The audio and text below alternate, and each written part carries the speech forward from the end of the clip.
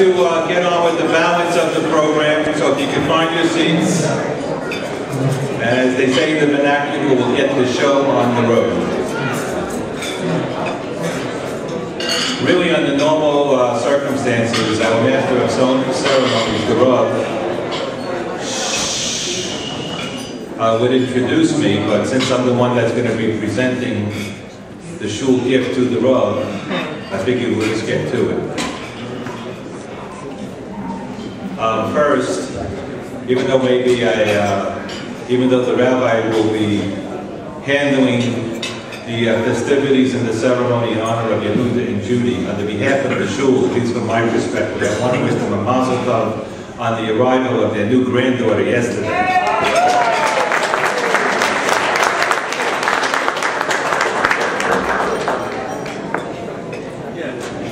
I also want to note today that I hope everybody realized that in honor of this dinner, we did not say tachanun today. We had 3 reasons. The shul dinner, the Knicks actually won a playoff game after 10 years, and it was Pesach Sheni.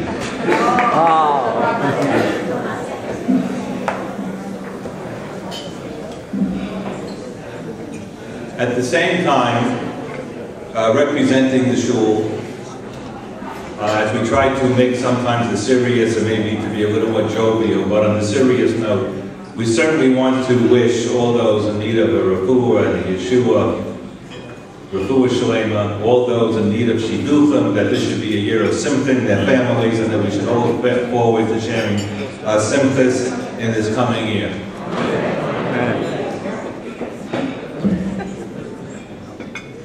Many of you know that this is not the first time that I've had the privilege of serving the shul as its president.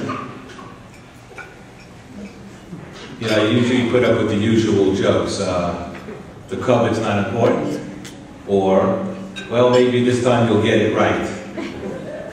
In actuality, you know, you never really get it completely right, because getting it really right is a matter of perspective.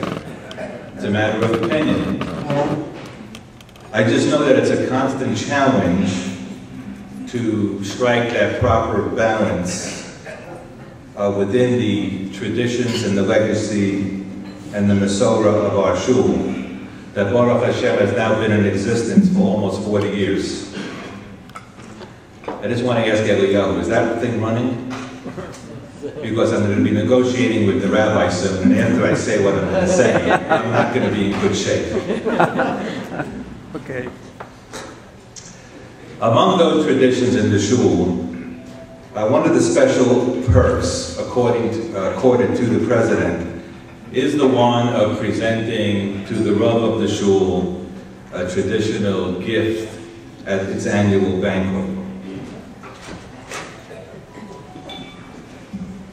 During the past 8 years, we've been privileged to have Rabbi Gottlieb serve as our Rav.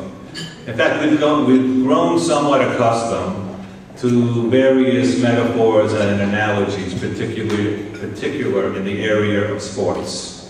These things I actually do understand.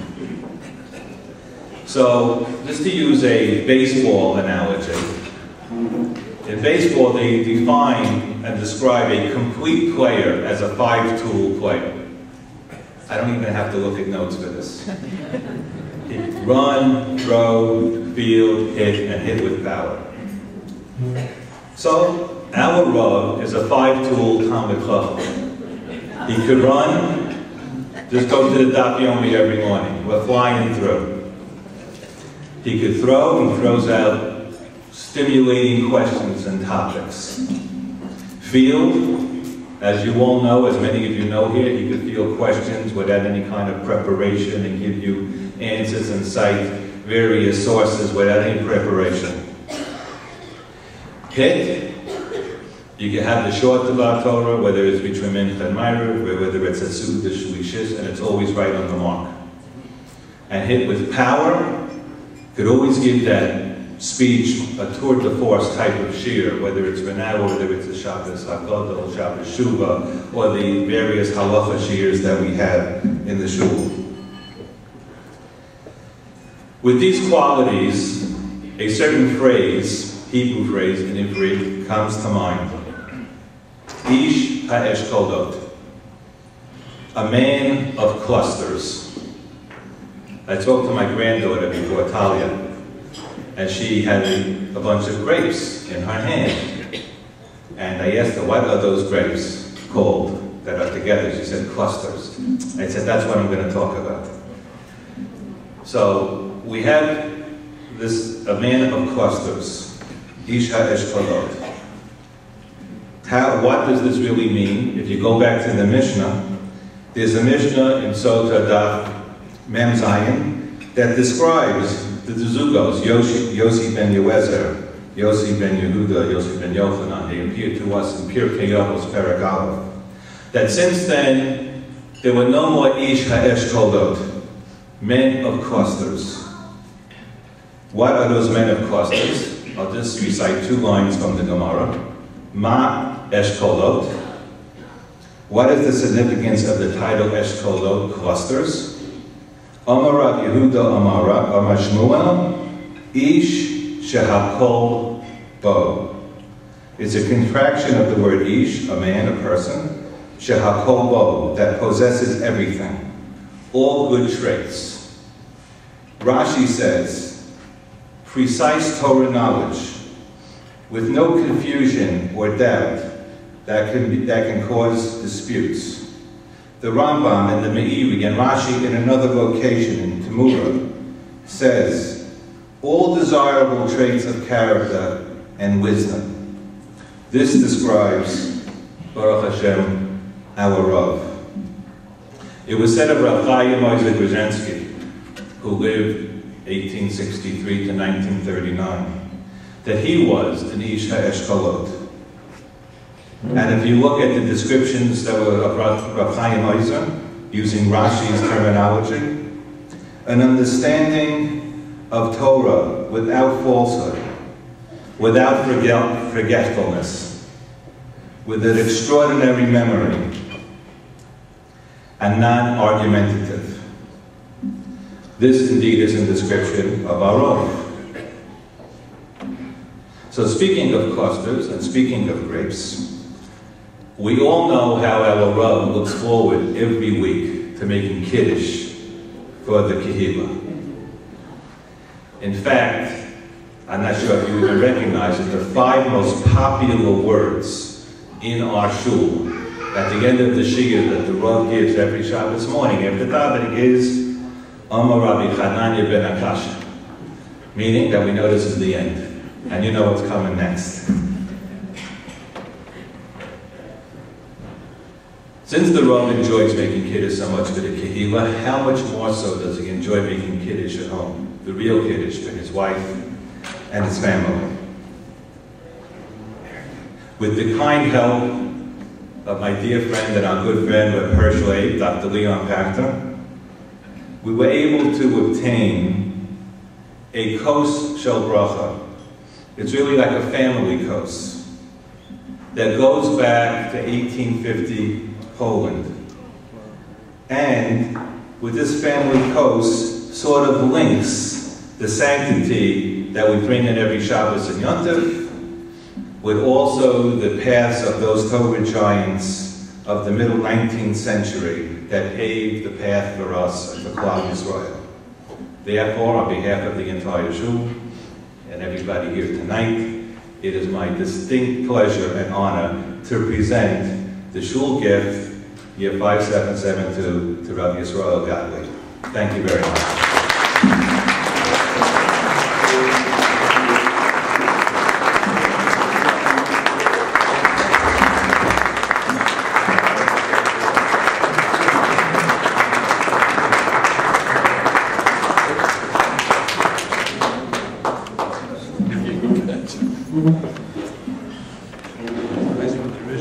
Wow. You'll be very happy to know that I'm speechless.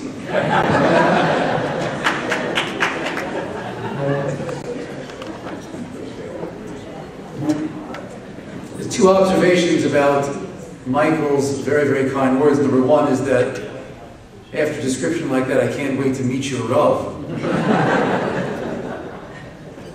And number two is I am the first person in the history of the planet to be compared to Reb Chaim Ozer-Grodzinski and Willie Mays in the same speech.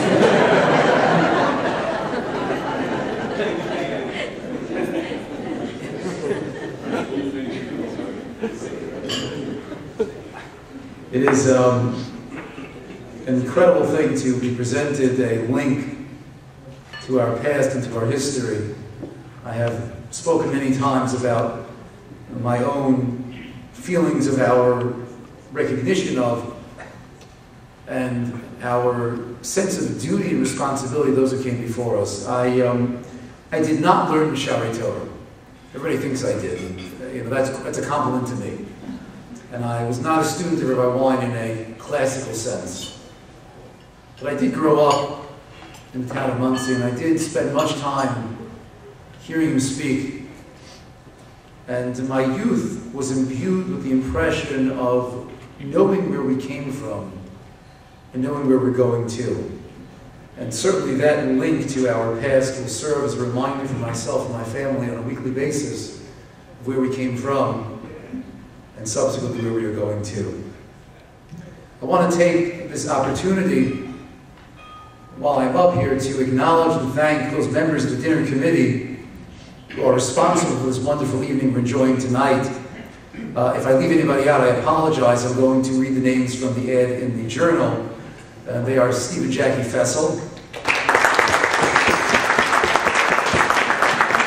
Lawrence and Gloria Gordon, Felice Katz, Sharon Cronenberg, David and Ruthie Lehman, Barry and Emily Lifshitz, Daisy Ludwig, Shirley Sanders, Marilyn Sapier, and finally doing double duty tonight as an honoree and a dinner committee member, Sandra Thurr. And to all those who are part of the shul and make it the great place that it is, I thank you for being part of it, and I thank you for allowing myself and my family to be part of it as well. The final award tonight to our guests of honor is presented to Yehuda and Judi Eliezri. Yehuda and Judi are longtime members of Bais Torah, I believe 28 years in the shul. And they are an integral part of the fabric of the shul. And they absolutely, under no circumstances, wanted to be honored at a dinner. The last thing that they wanted was to be honored at dinner. I could think of a long list of things, some of them painful, that they'd rather be going through than being honored at a shul dinner. And I give you that as a preface to the video we're about to see because they insisted that I should roast them rather than honor them. And I did try to strike a balance, but understand please, Kol Mash Yomachal Baal Bayis Aseh. The Baal Bayis tells you to do, you do. And the guests of honor, our Baal Bayis this evening, I direct your attention to the video screens, the presentation to Yehuda and to Judi. Rashi in Seves Avos tells us that the more you run away from kavod, the more that kavod and honor will chase you. And the truth is that our guests of honor tonight, Yehuda and Judi, have been running from kavod for years. And we finally have a rabbi who can run faster. So we got that. And Yehuda and Judi asked me to do them a favor and roast them, not praise them. The problem is I get 3 minutes on the video, and that will be plenty of time to sing their praises. But to roast them properly would take hours of time. And the truth is that we invited all their close friends to come tonight and to honor them. But since we couldn't find anybody, so you here will have to do. And the truth is that Yehuda and Judi are very, very humble. And as Winston Churchill once said about a political rival, he has a lot to be humble about. But despite Yehuda and Judi's request for a complete roast, I'm going to have to say a little bit of the truth. And there are many, many nice and wonderful things we can say about Yehuda and Judi. We can talk about chesed, we can talk about study, we can talk about intellectual curiosity, we can talk about friendship. I don't know if any of it is true, but we can talk about it. But despite, again, their request for keeping it light and keeping it easy, and my promise to go light on them, just tell you briefly why I think they're so appropriate as guests of honor tonight. The truth is that our shul is about a lot of things. It's about friendship, it's about warmth, it's about love, it's about Torah study, it's about kindness, it's about caring about other people. And when I look at a couple that's the face of the shul, if I wanted to point to somebody and say, you know, that's the quintessential Bais Torah couple. They represent all those aspects. So really, Yehuda and Judi are that couple. There's the warmth, there's the friendliness, there's the kindness, there's the walking into shul, and the someone who puts their arm around you and embraces you, says welcome, who includes you in their conversation, who makes you feel like you're somebody important. And that's the role of the Eliezris. So yes, they still have plenty to be humble about. But from our perspective, in the shul, they represent all the great values that make our shul so wonderful. And that's why we've chosen them as the guests of honor this evening.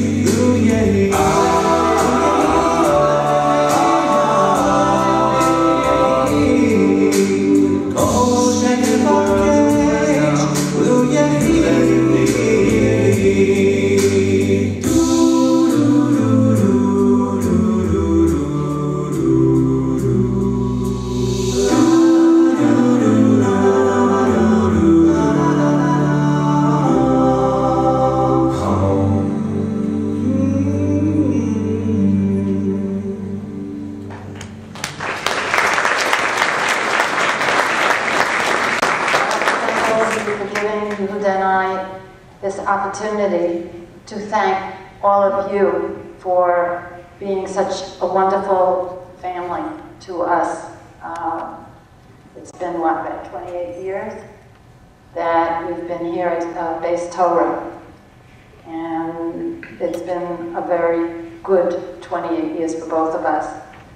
I'd like to give my congratulations to the honorees, Simcha Friedman, for his wonderful job these past 3 years, to Sandy Thurm, who was absolutely, absolutely amazing, and also to Debbie Fox, who is here on behalf of her father, Manny Franco, who was such a very, very special person to all of us. It is a big privilege for Yehuda and I to share this occasion with you.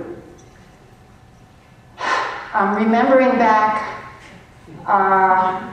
to the time when we first came into this community and we had to choose where to daven. And aside from the fact that it was a short walk to Bais Torah, we loved what we saw when we came here. Everybody was so warm and welcoming, and it was such a wonderful example of what Klal Yisrael should be. We found people of all different ages, backgrounds, thoughts, worldviews, and everybody got it. We're one people, and we all worked together, and we shared everything with each other.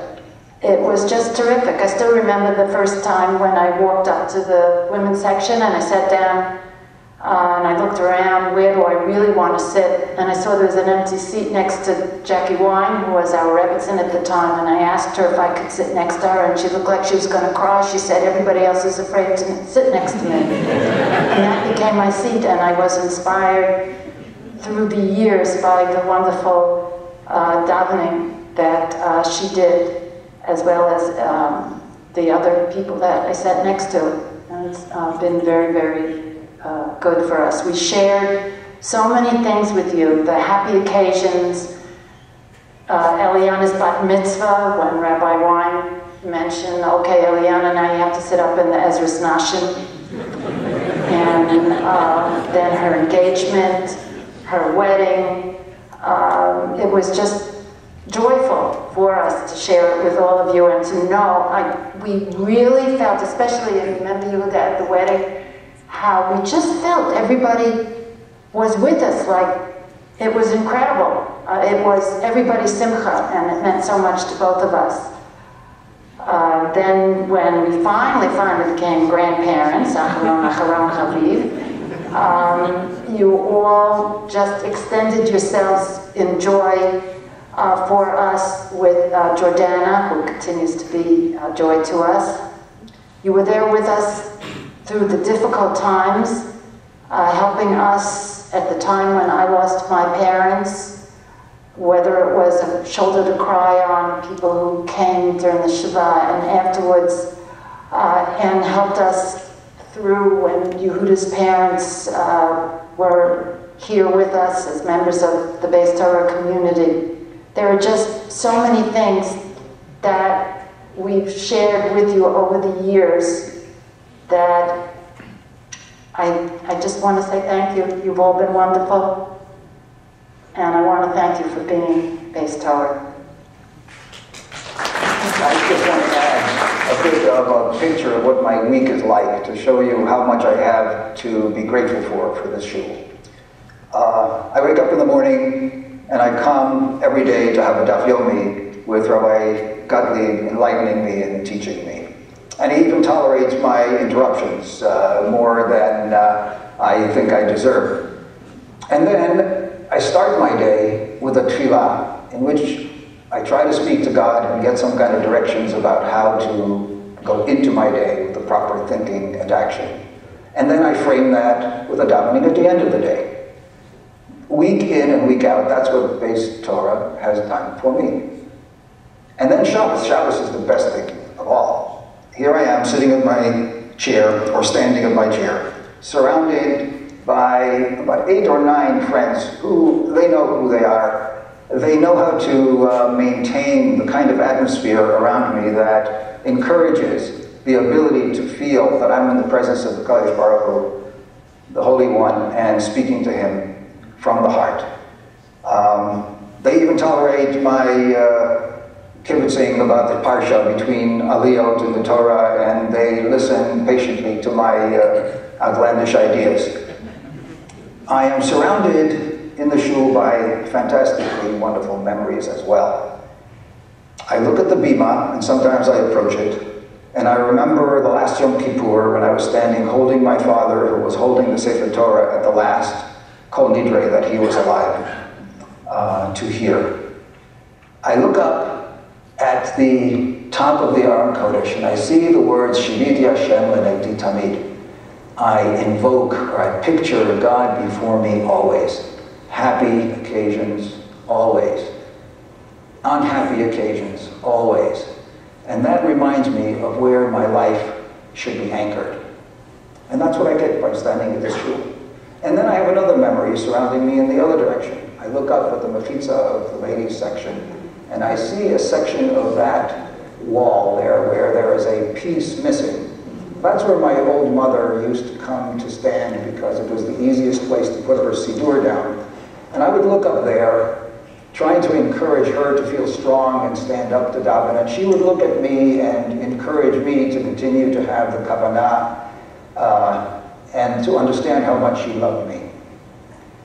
When I'm surrounded by the bima, the Shiviti Hashem L'Negdi Tamid, the hole in that mechitza that reminds me of her, and my friends around me, and then to boot, if anything has to be added, the rabbi himself, who is up there always inspiring me, always taking the opportunity to show me that the things that we think about and pray about in this shul are supposed to be a springboard for action in our lives.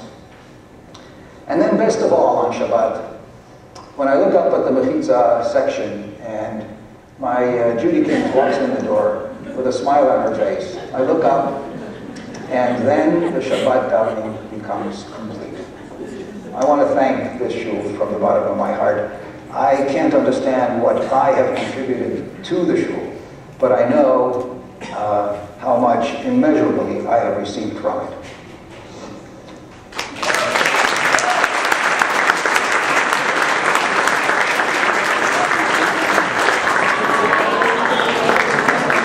That is the latest arrival.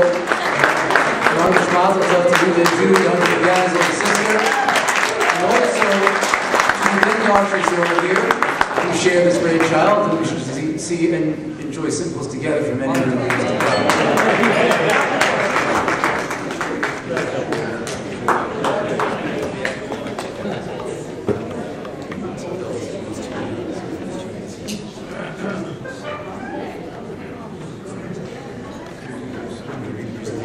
The plaque reads, Dr. Yehuda and Judith Eliezri, presented with heartfelt appreciation for your devotion and inspired leadership. Your tireless efforts have left an indelible impression on our community. Congregation Bais Torah, May 6, 2012, 14 year 5772.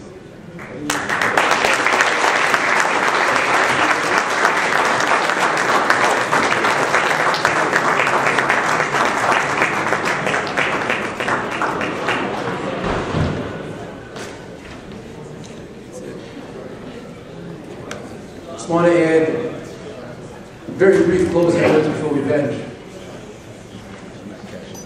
When I first came into the shul, now 8 years that have completed since coming into the shul, I spoke to a friend of mine who was a retired Rav who had been in the rabbinate for about 50 years' time. And he told me of his first job in the rabbinate in the out-of-town community. He told me he was hired for the job, and before he got to the shul, he got involved in the first fight. What was the fight about? So, you're not going to believe it, but the fight was the following. The shul had a policy you can't get an aliyah unless you wear a jacket. There was a young man who was a Bnei Akiva member who did not wear a jacket. And that first Shabbos in the shul was this young man's office.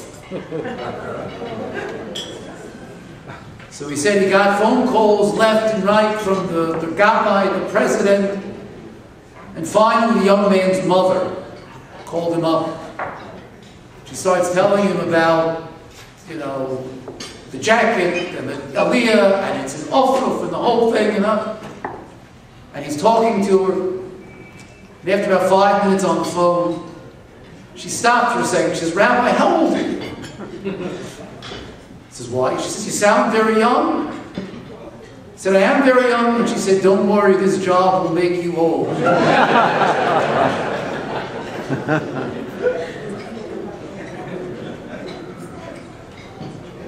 I have to tell you that Baruch Hashem, in the 8 full years that my wife and myself have been with the shul, I feel that I've gotten younger, not older. Because youth is marked by optimism. Youth is marked by faith. Youth is sometimes marked by how fast you can complete 5 miles running, but that's a different story. Youth is marked by a belief in people and a belief in the Jewish people. It's the point in your life where you haven't become cynical yet, where you haven't lost faith, where you still feel like, as Judi said on the video, people of different faiths, of different backgrounds, of different perspectives, of different mindsets can get together and daven in the same room. The job has not made me old, it's made me young, and I feel that as every year passes, it's a year younger, it's a year more vibrant, a year more energetic, a year more filled with optimism and with hope for ourselves, for the Jewish people, for our future, and for the eternity of Jewish life, Jewish history, and Jewish destiny that we carry forward. Ad Bias Kol Tzedek and here in Yameinu. Amen. The service now being saved.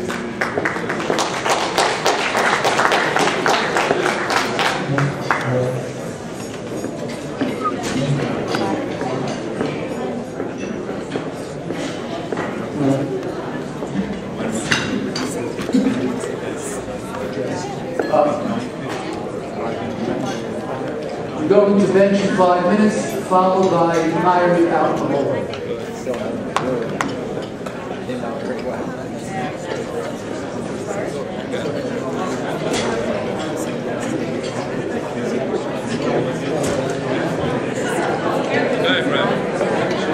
Today's Willie Mays' birthday. Yes, today's Mays' birthday. May 6th, 1941. Today's Willie Mays' birthday. Say hey, 1941.